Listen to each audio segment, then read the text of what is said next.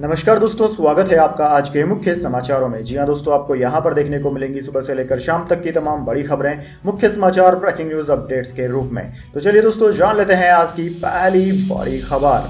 मानहानि केस दोषी ठहराने के खिलाफ राहुल गांधी की याचिका हुई खारिज। जज ने एक शब्द में कहा डिसमिस्ड। राहुल गांधी अब हाई कोर्ट में करेंगे अपील। जी हां दोस्तों, सूरत कोर्ट ने मानहानि केस में दोषी ठहराए जाने के खिलाफ राहुल गांधी की याचिका गुरुवार को खारिज कर दी। सेशन कोर्ट जज आरपी मोगेरा आज कोर्ट में आए और इस याचिका पर केवल एक शब्द कहा डिसमिस्ड, यानी कि खारिज। जज मोगेरा ने इस मामले पर 13 अप्रैल को दोनों पक्षों की दलीलें सुनी थी और फैसला सुरक्षित रख लिया था। दोस्तों, इस मामले पर राहुल ने दोषी ठहराए जाने और 2 साल की सजा पर रोक लगाने की अपील की थी। अब राहुल गांधी हाई कोर्ट में अपील करेंगे। यह केस 2019 में बेंगलुरु में चुनावी रैली के दौरान दिए गए राहुल गांधी के बयान से जुड़ा है। दरअसल दोस्तों, राहुल गांधी ने रैली में कहा था कि हर चोर का सरनेम मोदी ही क्यों होता है। इस बयान पर गुजरात के भाजपा विधायक पूर्णेश मोदी ने मानहानि का केस दाखिल कर दिया था। इसी साल 23 मार्च को अदालत ने फैसला सुनाया था। अगले दिन उनकी संसद सदस्यता भी चली गई थी। इसके बाद दोस्तों, अगली बड़ी खबर। भारत आएंगे पाकिस्तान के विदेश मंत्री बिलावल भुट्टो, एससीओ की बैठक में लेंगे हिस्सा। जी हां दोस्तों, संघाई कोऑपरेशन ऑर्गेनाइजेशन यानी कि एससीओ विदेश मंत्रियों की बैठक में हिस्सा लेने के लिए पाकिस्तान के विदेश मंत्री बिलावल भुट्टो जरदारी 4-5 मई को भारत आएंगे। पाकिस्तान MOFA की ब्रीफिंग में यह जानकारी दी गई है। दोस्तों, आपकी जानकारी के लिए बता दें, भारत ने पाकिस्तान के बिलावल भुट्टो जरदारी और चीन के किन गैंग समेत संघाई सहयोग संगठन के सदस्य देशों के विदेश मंत्रियों को मई में होने वाली उच्च स्तरीय बैठक के लिए आमंत्रित किया है। एससीओ की आखिरी बैठक उज्बेकिस्तान के समरकंद में हुई थी। पाकिस्तान विदेश मंत्रालय ने कहा कि विदेश मंत्री बिलावल भुट्टो जरदारी 4 और 5 मई को गोवा में आयोजित होने वाले विदेश मंत्रियों की संघाई सहयोग परिषद में पाकिस्तान के प्रतिनिधित्व मंडल का नेतृत्व करेंगे। इसके साथ ही हफ्तों से चली आ रही इन अटकलों पर भी विराम लग गया है कि भुट्टो व्यक्तिगत रूप से सम्मेलन में हिस्सा लेंगे या नहीं। विदेश मंत्रालय की प्रवक्ता मुमताज जहरा बलूच ने कहा कि पाकिस्तान के विदेश मंत्री भारतीय विदेश मंत्री एस जयशंकर के निमंत्रण पर सम्मेलन में शामिल होंगे। उन्होंने कहा कि बैठक में हमारी भागीदारी एससीओ चार्टेड और प्रक्रियाओं के प्रति पाकिस्तान की प्रतिबद्धता और पाकिस्तान की विदेश नीति की प्राथमिकताओं में क्षेत्र को दिए जाने वाले महत्व को दर्शाती है। इसके बाद दोस्तों, अगली बड़ी खबर। गुजरात दंगों के नरोदा कांड में सभी आरोपी हुए बरी। 11 लोगों की हत्या हुई थी। भाजपा नेता माया कोडनानी, बाबू बजरंगी समेत 86 लोग थे आरोपी। जी हां दोस्तों, गुजरात दंगों के दौरान हुए नरोदा कांड में गुरुवार को अहमदाबाद की एक स्पेशल कोर्ट ने सबूतों के अभाव में सभी आरोपियों को बरी कर दिया। 28 फरवरी 2002 को अहमदाबाद शहर के पास नरोदा गांव में हुई सांप्रदायिक हिंसा में 11 लोग मारे गए थे। इस मामले में गुजरात की पूर्व मंत्री और भाजपा नेता माया कोडनानी, बजरंग दल के नेता बाबू बजरंगी और विश्व हिंदू परिषद के नेता जयदीप पटेल समेत 86 लोगों के खिलाफ केस दर्ज हुआ था। इनमें से 18 लोगों की मौत हो चुकी है। स्पेशल जज SK बख्शी की अदालत ने 16 अप्रैल को इस मामले में फैसले की तारीख 20 अप्रैल तय की थी। उन्होंने आरोपियों को अदालत में पेश होने का निर्देश भी दिया था। सभी आरोपी फिलहाल जमानत पर थे। साल 2010 में हुए मुकदमे के दौरान अभियोजन पक्ष और बचाव पक्ष ने 187 गवाहों और 57 चश्मदीद गवाहों से जिरह की। लगभग 13 साल तक चले इस केस में 6 जजों ने लगातार मामले की सुनवाई की। इसके बाद दोस्तों, अगली बड़ी खबर। हवाई यात्रियों के लिए खुशखबरी। एविएशन मिनिस्टर ज्योतिरादित्य सिंधिया ने किया ऐलान।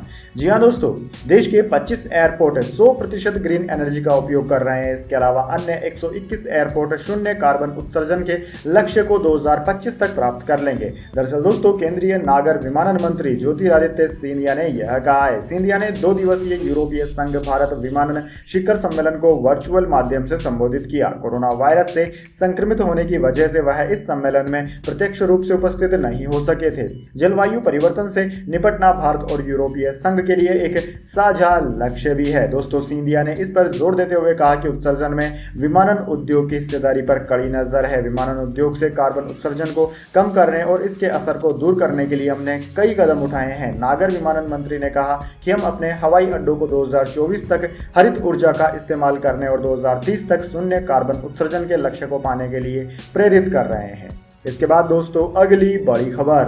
सेम सेक्स मैरिज पर सुप्रीम कोर्ट में तीसरे दिन सुनवाई। CJI ने पूछा, क्या शादी के लिए 2 अलग जेंडर वाले पार्टनर्स होना जरूरी है? जी हां दोस्तों, सेम सेक्स मैरिज को कानूनी मान्यता देने की मांग करने वाली 20 याचिकाओं पर सुप्रीम कोर्ट में गुरुवार को लगातार तीसरे दिन सुनवाई हुई। करीब 4 घंटे तक याचिकाकर्ताओं की ओर से दी गई दलीलों के बीच सुप्रीम कोर्ट ने पूछा कि क्या शादी जैसी संस्था के लिए 2 अलग जेंडर वाले पार्टनर्स का होना जरूरी है। सेम सेक्स मैरिज पर केंद्र का पक्ष solicitor general SG Tushar Mehta रख रहे हैं। सेम सेक्स मैरिज के पक्ष में लगाई गई याचिकाओं की पैरवी वरिष्ठ वकील अभिषेक मनु सिंघवी और मुकुल रोहतगी कर रहे हैं। दोस्तों, मामले की सुनवाई chief justice DY Chandrachud, SK justice Kaul, justice S Ravindra Bhat, justice PS Narasimha और जस्टिस हिमा कोहली की 5 जजों की संवैधानिक बेंच कर रही है। इसके बाद दोस्तों अगली बड़ी खबर, हिमालय की दरारों में गिरा अजमेर का युवक जिंदा मिला। न खाना पीना न पर्याप्त ऑक्सीजन, बर्फीले पहाड़ों के बीच काटे 3 दिन। जी हाँ दोस्तों, हिमालय में स्थित दुनिया की 10वीं सबसे ऊंची चोटी माउंट अन्नपूर्णा से लापता हुए अजमेर के पर्वतारोही अनुराग मालू 3 दिन बाद सही सलामत मिल गए। अस्पताल में उनका इलाज चल रहा है। पिता ओम प्रकाश मालू ने बताया कि उन्हें नेपाल में पोखरा के मणिपाल हॉस्पिटल में भर्ती कराया गया। अनुराग अभी बात करने की स्थिति में नहीं है, उनकी हालत ठीक बताई जा रही है। लोकेशन ट्रेस होने पर इंडियन आर्मी और नेपाल आर्मी के साथ अन्य संगठन उनकी तलाश कर रहे थे। गुरुवार सुबह करीब 10 बजे सफलता मिली। रेस्क्यू की खबर के बाद किशनगढ़ में उनके घर पर परिवार ने राहत की सांस ली। दरअसल दोस्तों, आपकी जानकारी के लिए बता दें, अनुराग मालू जो कि 34 वर्ष के हैं, 24 मार्च को नेपाल के लिए रवाना हुए थे। वे 17 अप्रैल की सुबह माउंट अन्नपूर्णा के कैंप 3 से उतरते समय लापता हो गए थे। जिस वक्त हादसा हुआ वे समुद्र तल से 6000 मीटर की ऊंचाई पर थे। वे पहाड़ की दरार में गिरे। हालांकि यह नहीं पता चल पाया कि दरार कितनी गहरी थी। अनुराग के पास खाने पीने का सामान काफी कम था। बर्फीले पहाड़ के बीच ऑक्सीजन की कमी थी, उस पर हड्डियां गलाने वाली बर्फीली हवाएं। इन सब के बावजूद उन्होंने हौसला नहीं खोया और मौत को मात दे दी। माउंट अन्नपूर्णा की ऊंचाई 8091 मीटर की है।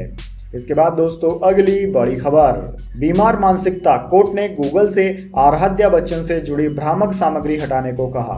जी हां दोस्तों, दिल्ली हाईकोर्ट ने आराध्या बच्चन के स्वास्थ्य से जुड़ी भ्रामक सामग्री के प्रकाशन पर रोक लगा दी है। हाईकोर्ट ने बृहस्पतिवार को कई यूट्यूब चैनलों द्वारा अभिनेता अभिषेक बच्चन और ऐश्वर्या राय बच्चन की बेटी आराध्या बच्चन के स्वास्थ्य से जुड़ी भ्रामक सामग्री प्रकाशित करने पर रोक लगा दी। अदालत ने कहा कि एक बच्चे के बारे में गलत सूचना फैलाना बीमार मानसिकता को दर्शाता है।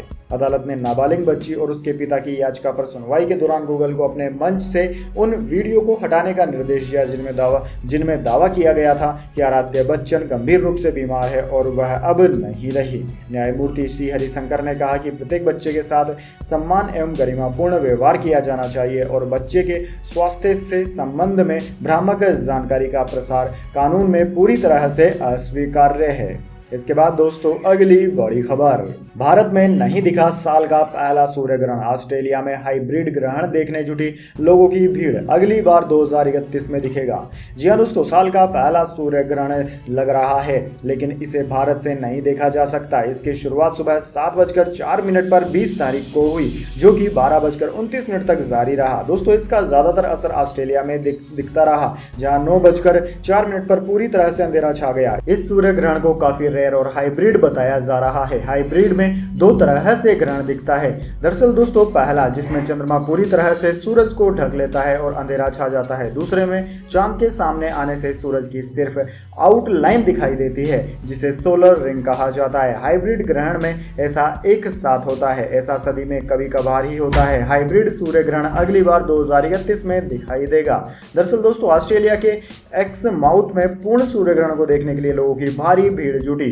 लोगों ने अपने बायनाकुलर्स और टेलीस्कोप से ग्रहण को देखा। यूनिवर्सिटी ऑफ वेस्टर्न ऑस्ट्रेलिया के प्रोफेसर सेबाइन बेलिस्टेन ने बताया कि पूर्ण ग्रहण से पहले धीरे धीरे अंधेरा छाने लगा था। इस दौरान ग्रहण देखने आए लोग बिल्कुल शांत हो गए, तापमान भी कम होने लगा और हवा का बहाव रुक गया। इसके बाद दोस्तों अगली बड़ी खबर, पठान के लिए शाहरुख को मिले 200 करोड़ रुपए, मुनाफे में ली 60% हिस्सेदारी, डिस्ट्रीब्यूटर्स को देने के बाद मेकर्स को हुआ 333 करोड़ का प्रॉफिट। जी हां दोस्तों, शाहरुख खान की फिल्म पठान ने कमाई के सारे रिकॉर्ड को ध्वस्त कर दिया है। फिल्म ने वर्ल्ड वाइड 1050 करोड़ रुपए से ज्यादा का कलेक्शन कर इतिहास रच दिया। अब एक ताजा रिपोर्ट की माने तो शाहरुख खान ने इस फिल्म के लिए 1 रुपये भी फीस नहीं ली थी। अमूमन देखा जाता है कि एक्टर्स फिल्म साइन करने के बाद अपनी तय फीस ले लेते हैं, लेकिन शाहरुख ने ऐसा नहीं किया था। शाहरुख खान ने फीस न लेकर फिल्म की कमाई में 60% हिस्सेदारी ले ली थी। इस हिसाब से उन्होंने पठान से करीब 200 करोड़ रुपए की कमाई की है। दरअसल दोस्तों, बॉलीवुड हंगामा की रिपोर्ट के मुताबिक पठान ने सिर्फ भारत में ही 545 करोड़ रुपए का कलेक्शन किया, जबकि ओवरसीज में फिल्म ने 396.02 करोड़ की कमाई की। इस हिसाब से फिल्म की कुल कमाई 1050 करोड़ से ज्यादा हो गई है। इनमें से इंडियन डिस्ट्रीब्यूटर्स को 245 करोड़ रुपए और विदेशी डिस्ट्रीब्यूटर्स को 178 करोड़ रुपए मिले। फिल्म के डिजिटल और मीडिया राइट्स को जोड़ लिया जाए तो 180 करोड़ ऐसे बने। कुल मिला जुलाकर फिल्म को बनाने वाली प्रोडक्शन कंपनी यशराज फिल्म्स को 333 करोड़ रुपए का मुनाफा हुआ है।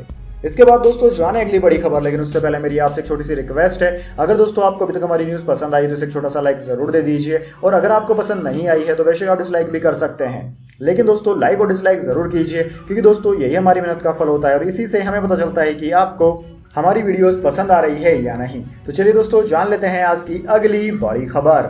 Gold silver price today. एक दिन की गिरावट के बाद सोने चांदी ने पकड़ी रफ्तार, गोल्ड ज्वेलरी खरीदना हुआ और महंगा। जी हाँ दोस्तों, सोने और चांदी में गिरावट के बाद आज फिर दोनों धातुओं में जबरदस्त तेजी देखी गई। पिछले कुछ दिन से सोने चांदी के रेट में उठापटक चल रही है, जिससे आज शाम सोना गिरकर 60,000 रुपए के नीचे पहुंच गया। गुरुवार को मल्टी कमोडिटी एक्सचेंज MCX पर सोने और चांदी के रेट में मिला जुला रुख देखा गया। जानकारों को उम्मीद है कि फिलहाल 60,000 रुपए के पार चल रहा सोना अक्षय तृतीया पर 65,000 के स्तर पर पहुंच सकता है। दोस्तों फरवरी 2023 में सोने और चांदी के रेट गिरकर काफी नीचे आ गए थे, लेकिन उसके बाद से इसके दाम में लगातार तेजी देखी जा रही है।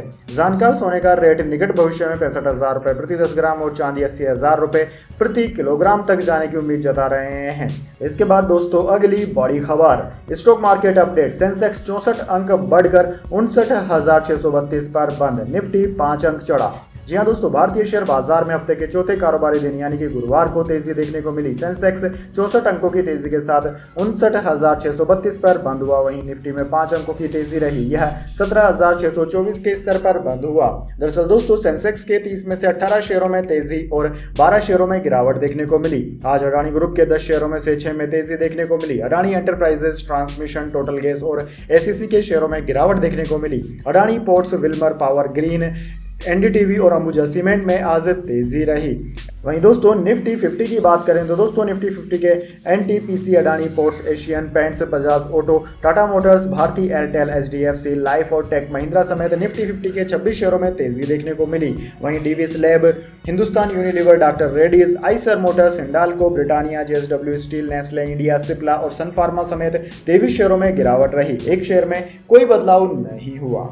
इसके बाद दोस्तों अगली बड़ी खबर, कर्नाटक चुनाव। बीजेपी ने तेजस्वी सूर्या, कांग्रेस ने पायलट दिग्विजय को नहीं बनाया स्टार प्रचारक। जी हाँ दोस्तों, कर्नाटक विधानसभा चुनाव को लेकर बीजेपी और कांग्रेस ने अपनी तैयारी तेज कर दी है। उन्होंने उम्मीदवारों की लिस्ट जारी कर दी है। चुनाव प्रचार भी तेज कर दिया गया है। दोनों ही पार्टियों ने अपने स्टार प्रचारकों की लिस्ट भी जारी कर दी है, लेकिन इस लिस्ट के कारण राजनीति में चर्चा का बाजार गर्म हो गया है। एक तरफ जहां बीजेपी ने कट्टर हिंदू की छवि रखने वाले अपने फायर ब्रांड युवा नेता तेजस्वी सूर्या का नाम इस लिस्ट से हटा दिया है, तो वहीं कांग्रेस ने राजस्थान के पूर्व डिप्टी CM सचिन पायलट और मध्य प्रदेश के पूर्व CM दिग्विजय सिंह को प्रचारकों की लिस्ट में शामिल ही नहीं किया है। दोस्तों आपकी जानकारी के लिए बता दें, बीजेपी की युवा इकाई के युवा मोर्चा राष्ट्रीय अध्यक्ष और बीजेपी सांसद तेजस्वी सूर्या आला कमान की गुड बुक में हैं। हिंदुत्व की विचारधारा वाले तेजस्वी को पिछले साल गुजरात विधानसभा चुनाव के लिए बीजेपी ने स्टार प्रचारकों की लिस्ट में शामिल किया था, लेकिन इस बार उन्हें अपनी लिस्ट से बाहर कर दिया है। इसके बाद दोस्तों अगली बड़ी खबर, उत्तर भारत को हल्की बारिश से गर्मी से राहत की उम्मीद, त्रिपुरा में विशेष आपदा घोषित। जी हां दोस्तों, उत्तर भारत में हल्की बारिश से अगले 3 दिन तक सूरज की तपिश से राहत मिलने की उम्मीद है, जबकि बुधवार को देश के अधिकतर हिस्सों में लू का प्रकोप और भी बढ़ गया है। इसी वजह से पूर्वोत्तर के राज्य त्रिपुरा को राज्य विशेष आपदा घोषित करना पड़ा। राष्ट्रीय राजधानी में बुधवार सुबह तेज हवाएं चली और दिन में हल्की बारिश के कारण गत कई दिनों से लू जैसी स्थिति का सामना कर रहे दिल्ली वालों को थोड़ी राहत मिली। IMD के मुताबिक उत्तर प्रदेश के प्रयागराज में और ओडिशा के बारीपदा में अधिकतम तापमान 44.5 डिग्री सेल्सियस दर्ज किया गया। दिल्ली में अधिकतम तापमान 38 डिग्री सेल्सियस दर्ज किया गया। यहाँ पिछले कई दिनों से पारा 40 डिग्री सेल्सियस से अधिक दर्ज किया जा रहा था। दोस्तों भारतीय मौसम विज्ञान विभाग यानी कि इंडियन मेट्रोलॉजी डिपार्टमेंट ने बताया कि अगले 2 दिनों में अधिकतम तापमान में 2 से 3 डिग्री तक की और गिरावट आ सकती है। मौसम विभाग ने बताया कि गत 8 दिनों से पश्चिम बंगाल के गंगा के मैदान के कुछ इलाकों में लू चल रही है। वहीं आंध्र प्रदेश में गत 6 दिनों से, बिहार में गत 5 दिनों से और पंजाब हरियाणा में पिछले 2 दिनों से लू का प्रकोप है। इसके बाद दोस्तों अगली बड़ी खबर, सरकारी कर्मचारियों को तोहफा, इस राज्य ने 4% बढ़ाया महंगाई भत्ता। जी हाँ दोस्तों, हाल ही में केंद्र सरकार ने केंद्रीय कर्मचारियों के महंगाई भत्ते में बढ़ोतरी कर दी है। उसके बाद कई राज्य सरकारों ने भी सरकारी कर्मचारियों को तोहफा देते हुए महंगाई भत्ता बढ़ाने का फैसला कर लिया। अब हरियाणा की खट्टर सरकार ने भी राज्य सरकार के कर्मचारियों के लिए अपना खजाना खोल दिया है। हरियाणा सरकार ने राज्य सरकार के कर्मचारियों के महंगाई भत्ते को 4% बढ़ाकर 38% से 42% कर दिया है। महंगाई भत्ते में बढ़ोतरी का यह फैसला 1 जनवरी 2023 से लागू माना जाएगा। दोस्तों, कर्मचारियों को अप्रैल के वेतन में बढ़ा हुआ महंगाई भत्ता मिलेगा। वहीं जनवरी 2023 से मार्च 2023 तक का एरियर मई 2023 में दिया जाएगा। दोस्तों, आपकी जानकारी के लिए बता दें, प्रधानमंत्री की अध्यक्षता में शुक्रवार को हुई कैबिनेट की बैठक में केंद्रीय कर्मचारियों और पेंशन धारकों के महंगाई भत्ते में बढ़ोतरी का फैसला लिया गया था। महंगाई भत्ते को 38% से बढ़ाकर 42% कर दिया गया था। महंगाई भत्ते में यह बढ़ोतरी जनवरी 2023 से लागू होगी। इसके बाद दोस्तों, अगली बड़ी खबर, हनी सिंह के खिलाफ किडनैपिंग और मारपीट की शिकायत, इवेंट ऑर्गेनाइजर का आरोप, हनी और उनके साथियों ने होटल में बंदी बनाकर पीटा।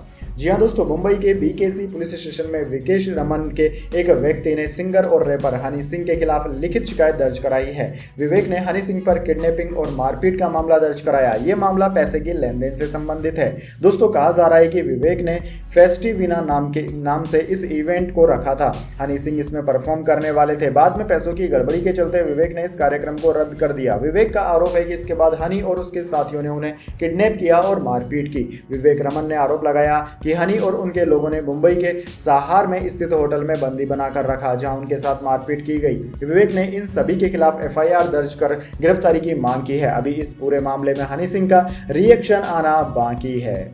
इसके बाद दोस्तों, अगली बड़ी खबर, किसानों की आमदनी बढ़ाने के लिए वित्त मंत्री का बड़ा ऐलान।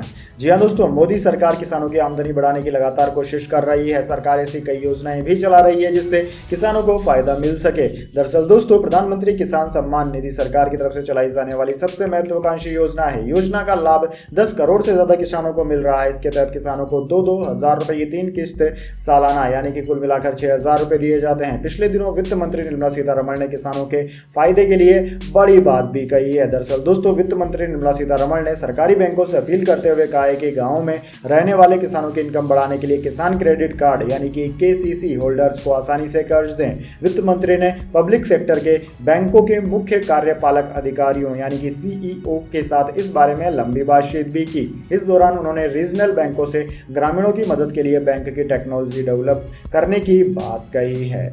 इसके बाद दोस्तों, अगली बड़ी खबर, मुंबई के बाद एप्पल का दूसरा स्टोर दिल्ली में खुला। सीईओ टिम कुक एप्पल के नन्हे फैन से मिले, लोगों के साथ तस्वीरें भी खिंचवाई। जी हां दोस्तों, भारत में एप्पल का दूसरा ऑफिशियल स्टोर साउथ दिल्ली के साकेत में ओपन हो गया। सीईओ टिम कुक ने कंपनी के दूसरे स्टोर को सुबह 10 बजे खोला। एप्पल के 25 देशों में 500 से ज्यादा ऑफिशियल स्टोर है। सबसे ज्यादा 272 स्टोर अमेरिका में है। टिम कुक ने स्टोर ओपन करने के बाद लोगों से मिले और तस्वीरें भी खिंचवाई। इससे पहले उन्होंने एप्पल का पहला फ्लैगशिप रिटेल स्टोर मुंबई में 18 अप्रैल को सुबह 11 बजे ओपन किया था। दोस्तों, रिलायंस इंडस्ट्रीज के चेयरमैन मुकेश अंबानी के जियो वर्ल्ड ड्राइव मॉल में ये स्टोर बनाया गया है। दोस्तों, आपकी जानकारी के लिए बता दें, दिल्ली का फर्स्ट फ्लोर स्टोर मुंबई के फ्लैगशिप स्टोर से बहुत छोटा है, लेकिन इसमें सभी एप्पल प्रोडक्ट्स को शोकेस किया जाएगा। सभी एप्पल फैसिलिटीज की तरह भारत में एप्पल साकेत के ऑपरेशन 100% रिन्यूएबल एनर्जी पर होंगे और ये कार्बन न्यूट्रल है। एप्पल के ऑफिशियल रिटेल स्टोर्स को अपने प्रीमियम कस्टमर एक्सपीरियंस के लिए दुनिया भर में जाना जाता है। दोस्तों, इसके अलावा भी इन स्टोर्स की कई सारी खूबियां भी है। इसके बाद दोस्तों, अगली बड़ी खबर, अकाउंट में मिनिमम बैलेंस मेंटेन करने का झंझट हुआ खत्म। जानिए सरकार का प्लान। जी हाँ दोस्तों, बैंक अकाउंट में मिनिमम बैलेंस मेंटेन नहीं रखने पर आपने कितनी बार पेनल्टी दी है? इसका जवाब यदि हाँ है तो यह झंझट अब खत्म होने वाला है। दरअसल दोस्तों, अलग अलग बैंकों के सेविंग और करंट अकाउंट में मिनिमम बैलेंस मेंटेन करने की लिमिट भी अलग अलग होती है। खाते में मिनिमम बैलेंस मेंटेन करने को लेकर वित्त राज्य मंत्री भगवंत कृष्ण राव कराड़ ने अहम बयान दिया है। उन्होंने कहा है कि बैंकों के निदेशक मंडल मिनिमम बैलेंस नहीं रखने वाले खातों पर जुर्माना खत्म करने का फैसला ले सकते हैं। कराड़ ने एक सवाल के जवाब में कहा कि बैंक स्वतंत्र निकाय होते हैं, उनका निदेशक मंडल जुर्माना खत्म करने का फैसला ले सकता है। दोस्तों, आपकी जानकारी के लिए बता दें, मीडिया ने राज्य मंत्री कराड़ से मिनिमम बैलेंस मेंटेन रखने को लेकर सवाल किया था। उनसे पूछा गया था कि क्या केंद्र बैंकों को इस बारे में निर्देश देने पर विचार कर रहा है कि जिन खातों में जमा राशि न्यूनतम निर्धारित स्तर से नीचे चली जाती है उन पर कोई जुर्माना नहीं लगाया जाए। तो दोस्तों यह थी आज की तमाम बड़ी खबरें। इसके बाद दोस्तों हमारी आती है आज के माइंड क्यूज क्वेश्चन की। जी हाँ दोस्तों, एक आसान से सवाल का जवाब देकर आप जीत सकते हैं एक अमेजिंग सरप्राइज गिफ्ट हमारे यूट्यूब चैनल की ओर से। तो दोस्तों आज का सवाल आपकी स्क्रीन पर आ चुका है। आईपीएल 2022 का खिताब कौन सी टीम ने जीता था? जी हाँ दोस्तों, अगर आप जानते हैं कि पिछले आईपीएल का टाइटल कौन सी टीम ने जीता था तो जल्दी से उस टीम का नाम कमेंट उसमें लिख दीजिए। अगर दोस्तों आपका जवाब होता है एकदम सही और आप चुन जाते हैं लकी विजेता के रूप में, तो आपको मिल सकता है एक अमेजिंग सरप्राइज गिफ्ट हमारे यूट्यूब चैनल की ओर से। तो दोस्तों जल्दी से अपना उत्तर कमेंट बॉक्स में लिख दीजिए, वीडियो को लाइक कर लीजिए और चैनल को सब्सक्राइब करके बेल आइकन भी दबा लीजिए। धन्यवाद। वंदे मातरम। जय हिंद, जय भारत।